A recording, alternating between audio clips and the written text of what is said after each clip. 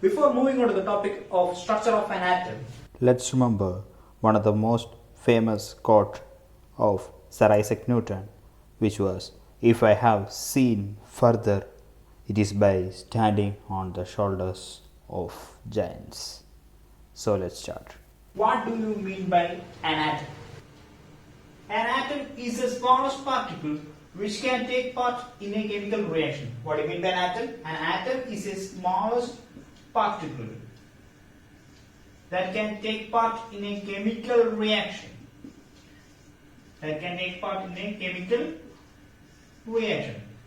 As we know that the definition itself says that it is the smallest particle.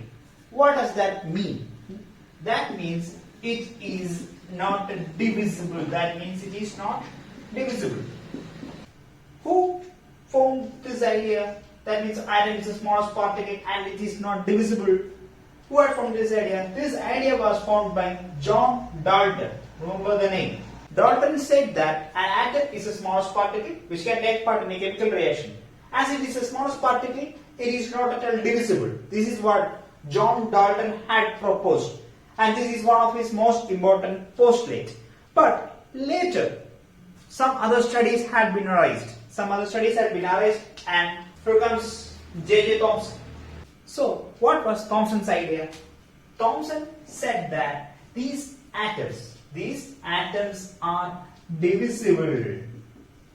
He just said just opposed to what John Dalton said. Thompson said that these atoms are again divisible. So, from that idea of divisibility of atoms, there arise the subatomic particles.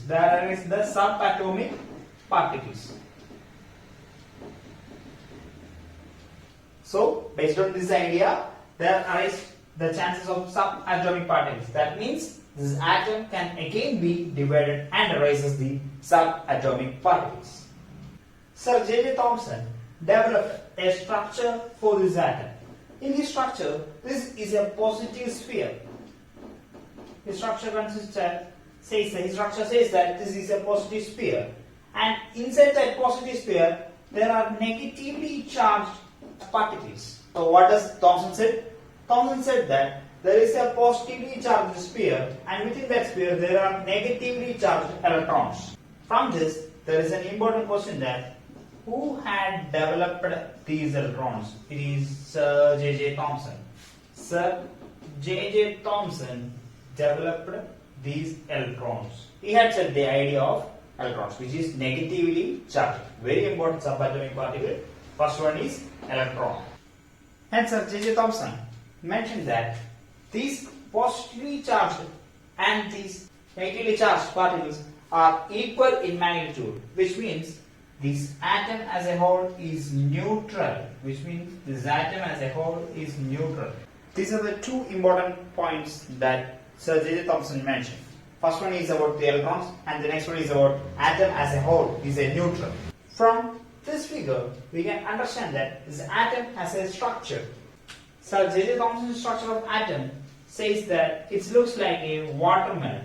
Which is divided into two or something like that. The watermelon is cut like this or cut like this.